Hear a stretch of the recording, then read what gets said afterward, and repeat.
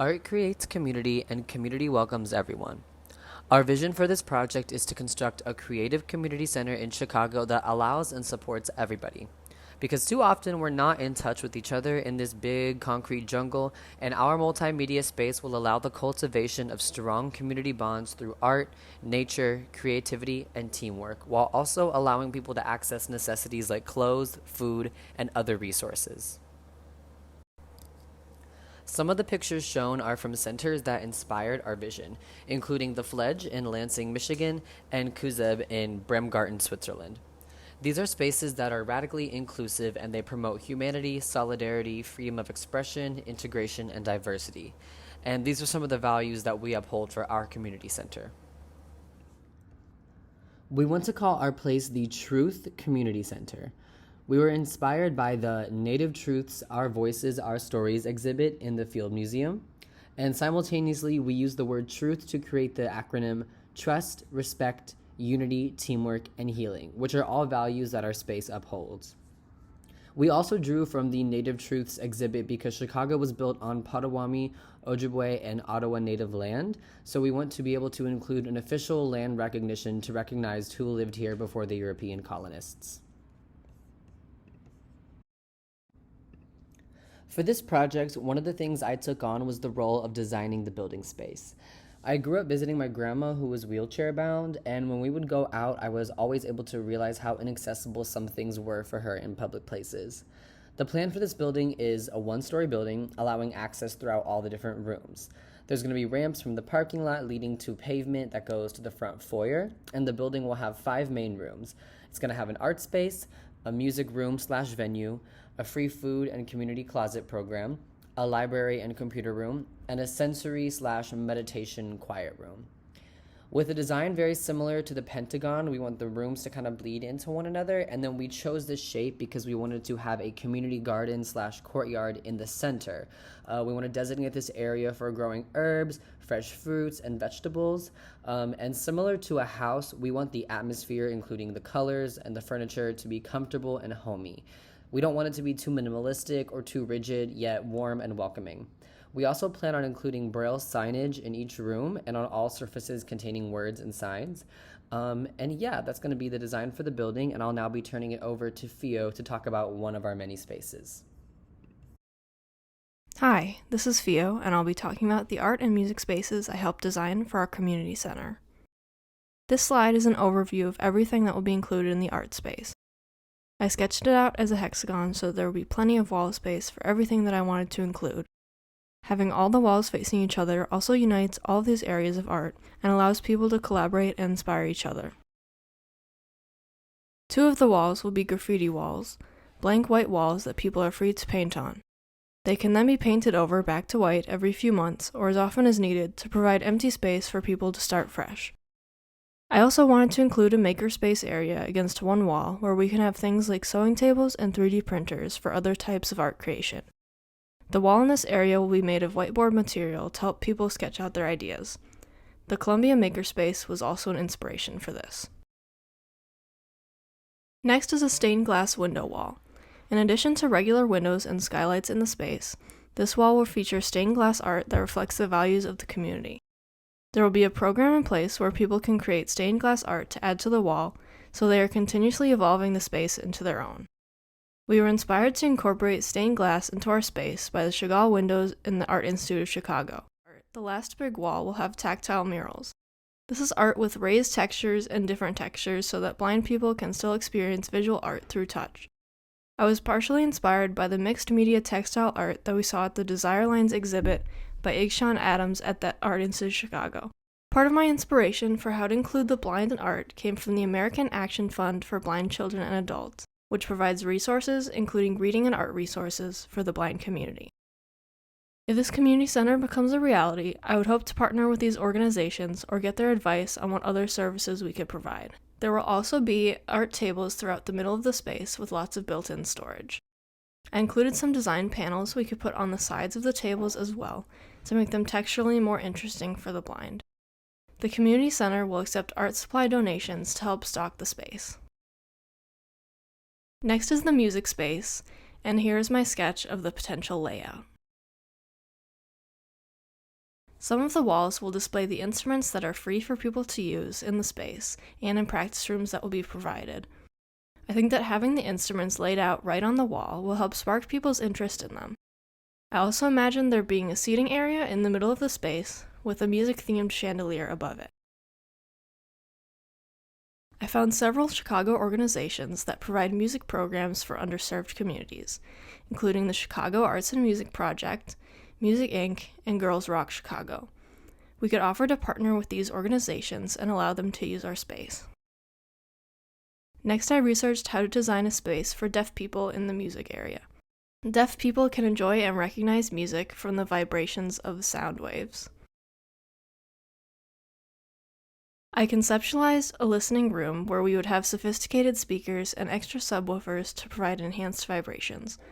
There will be screens to see the lyrics track along with the music, and we can also have balloons available for people to feel the vibrations through those. We will also have an audiovisual production area with a recording booth, a green screen set area, and computers with audio software for people to experiment with recorded sound. Lastly, in the music area, we will have a music venue, which Bear is going to talk more about. I decided to include a DIY music and performance venue at the Truth Community Center, and I chose to make its name the Jubilee Hall. I took inspiration from the Opportunity Recognition module featuring Ella Shepherd and the Jubilee Singers, and how the cabin songs and spirituals that they sang had such a deep impact on not only all of them, but also the people they performed for.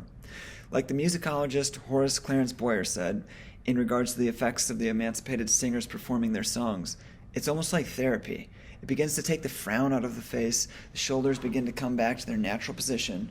What's happening is you are coming to a cleansing process. I have seen this process take place firsthand in economically depressed communities all across the nation in the form of DIY concerts. People gathering in living rooms, attics, basements, warehouses, community centers, forest preserves, etc., with the common goal of supporting one another's creative endeavors. These DIY music communities are where I first became aware of the importance of amplifying the voices of marginalized people. Music is a way of crossing cultural barriers and bringing people together. On that note, we decided to implement a philosophy of promoting cross-genre showcases, hopefully creating what I like to call a sort of musical melting pot. Any artist that performs original content, regardless of genre, as long as it is not offensive towards any group of people, will be allowed to perform in our music hall. The reason for choosing to create a space to premiere exclusively original content is not only because it rewards and encourages creativity, but it is also a way to cut costs on annual BMI and ASCAP performance licenses. The idea is to host mixed genre shows 7 nights a week and to let the space operate as an open mic on nights where there are lapses in performances, encouraging a constant flux of creative energy surging through our space. The Jubilee Music Hall will not feel like a club or a venue, but more like a living room, where you can go to hang with your friends and watch them perform organically. The walls will be lined with couches, and there will be no elevated stage for musicians to perform on. I want this venue to feel very intimate, and I want people to feel connected to the performers and equal to them in regards to the space they inhabit in the hall, rather than having to look up to them. Metaphorically, this will represent the accessibility of the stage and hopefully encourage people to eventually choose to perform themselves. In order to offer a truly equitable invitation for the entire community to create together, we must first make sure that everyone's most basic human needs are met. Hence, why we decided to implement a community kitchen with a food distribution program, as well as a free-to-give and free-to-take community closet. Food insecurity and the need to be clothed are the most basic physiological needs. Truly transformative collaboration requires a vast diversity of inputs, and this is the type of collaboration we aim to encourage in our space. First of all, to make sure no one enters our facility with an unwarranted rumble in their tummy, we decided to incorporate DuSable's Diner. Just like DuSable created an opportunity for trade and commerce to commence on the shores of Lake Michigan, we wish to create an opportunity for everyone to congregate in our space regardless of economic status. We aim to operate a pay-what-you-can dining hall that ensures no one in our immediate community has to go hungry. The aesthetic, though, will be more akin to a restaurant than like a cafeteria or a food pantry. As part of the Free Kitchen initiative, we wish to incorporate a 24/7 self-serving outdoor refrigerator where anyone can come and grab food whenever they need it, for as long as it lasts. I was also inspired by Gandhi's initiative to free the people of India from British oppression through the acts of textile manufacturing, so I decided to call our free thrift store Gandhi's Closet. In a somewhat similar way, we aim to help alleviate the burden of existing in a capitalist society by providing people access to gently pre-worn clothing. Hi, my name is Charlotte, and I'll be talking about both the library and the community garden. The Sojourner Truth Library will be a bright and beautiful space to host educational activities for people of all ages and abilities in the community. Our library will be an inviting place to read, imagine, learn, and explore. Our library is dedicated to Sojourner Truth because she was a revolutionary abolitionist who fought bravely for civil rights and women's rights using the power of her voice. The design we have created for the community library features many diverse reading sections and a computer room. There will be a section specifically for displaying and listening to audiobooks. We will have another section for Braille books, as well as books in both English and Spanish. Just like the rest of the library, the computer room will be open to everyone in the community.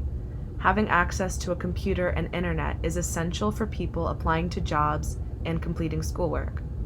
The Sojourner Truth Library will also have beautiful, large stained glass windows to let in beautiful, colorful light.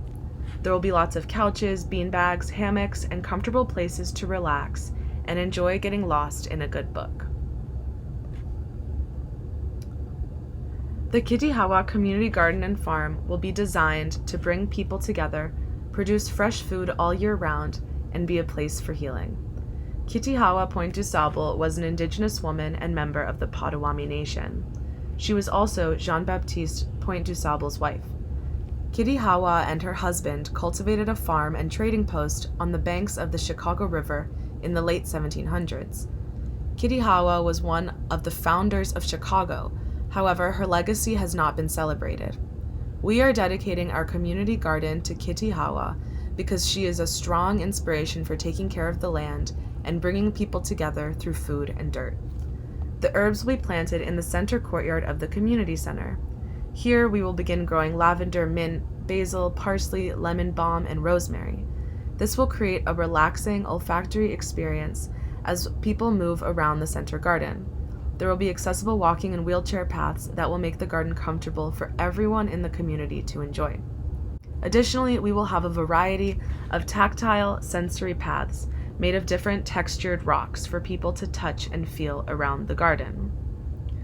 We will have outdoor farming spaces around the outside of the community center. The farming spaces can be transformed into greenhouses in the late fall and winter to continue growing. Our garden and farm planting methods are modeled and inspired after the Urban Growers Collective, a farm collective here in Chicago in the South Side. Our garden and farm will be a space for everyone in the community to reconnect with nature and to get fresh and local food. Now I'll pass it off to Kacie. Hi, I'm Kacie, and while working on the garden space with Charlotte, we decided that we should also include an area that's designated for play. So we decided to also create a playhouse within the space. So this part will be modeled after the Sensory Garden Play for All playground, which is located in the suburbs of Illinois. The design is based off of, like I said, a treehouse, and it provides equitable playtime for children of all types of abilities. The treehouse will include a long ramp that allows children an accessible pathway. There will also be slides and swings that are inclusive to all children. And outside of the treehouse, there will be a sandbox that children can play and engage with as well.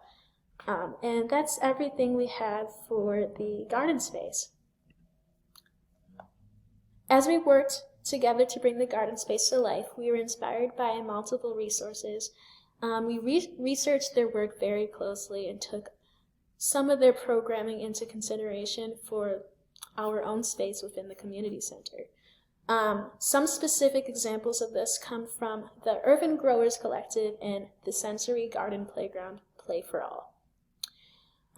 We also looked at other specific organizations for resources to ensure that the programming that our space provides is a direct reflection of what we have described it to be. some of the resources we looked into were organizations like Kids Gardening, Chicago Community Gardens, and Elders Grow. These organizations gave insight on how to implement education and horticulture therapeutic values within the space. The next space I'd like to introduce you all to within the community center is the sensory and meditation space, and this will be a place within the center that is dedicated to providing comfort, relaxation, and connection. And a perfect way to lead into this space is to talk about the visual aesthetic. So the visual aesthetic of the sensory room is going to incorporate colors that are soothing to the eye, such as pink and lilac pastels and other neutral tones. Aside from the coloring, I would also like to talk about the lighting, which will incorporate lots of natural light, but also we want to have some LED lights that aren't too jarring to the eye, so it's still a relaxing environment. And we will also include bubble tubes, which is another interesting tool to use within the sensory space, and it just provides a soothing and appealing image to the eye. I also want to emphasize the importance of the olfactory system, which is taste of smell, and when you create a sensory room, that is another big factor within the design. So we want to provide people with essential oils. There's also going to be an aromatherapy diffuser and sensory smell bottles. And other than that, we also want to talk about the audio setup of the space. We want to really incorporate sensory-friendly music and other forms of meditation music that can be played within the space, but to be cautious and considerate of others that might not want that much sound. We will have designated quiet zones where people can de-stress there and have noise-canceling headphones. Now, aside from all of those aspects of sensory, we also want to discuss other things such as the furniture. So we're going to, of course, incorporate lots of comfiness within the space. So we're gonna have couches, bean bags, pillows, and also yoga mats and weighted blankets. Aside from that, the other smaller items that I want to incorporate into the space are, again, healing crystals, and also to form that connection within the space with all the people that take part in coming into the sensory room. We're going to have do-it-yourself sensory bottles where people can come together to, make a small craft that's also mindful and relates to sensory. And that is everything that I would like to incorporate within the sensory room. Aside from that, some of the iterations that really helped me dissect how to go about creating a sensory room and what to include, and just the process of that would be: one, the Snoozlin multi-sensory environments, which is a company that is dedicated to helping people design their own sensory rooms, and they also offer a lot of products. So when creating this room, we would definitely love to partner with a company like that. And also another insightful resource was the Autism Helper, which is a team of people that are dedicated to educating and providing others with resources on how to support those with autism. Another company that I found was Fun and Function, and they're just dedicated to, again, providing resources on sensory rooms, and they offer products for children of all abilities for these rooms. So kind of similar to the Snoozlin multi-sensory environment company. And then I also found a lot of useful information from Center for Children and Youth, Jewish Family and Children's Services, which is a center and organization that is dedicated to advocating for the mental health and well-being of all children. And I'd like to pass this off to Liam to continue to talk about this space. When Kacie and I worked to design this sensory space, we wanted this part of our community center to have windows that face in an eastward direction because we thought it would be fun to put the room in a place that faces the sunrise, allowing space for people to enjoy activities like morning yoga and meditation. And we will be calling this space in the center the Bayard Rustin Meditation Room after civil rights activist Bayard Rustin. We were inspired after learning about him in our class. Citing Mahatma Gandhi as one of his biggest inspirations, he focused on nonviolent protests and sit-ins, fighting against racism, homophobia, and other forms of discrimination. Our intention with this community center is to create a fully inclusive space, free from discrimination of any sort. The Truth Community Center welcomes everyone of all races, genders, sexualities, religions, and etc. This class has been really inspiring to us because taking out the factor of cost has allowed our imaginations to create an environment that our group could really one day turn into a reality.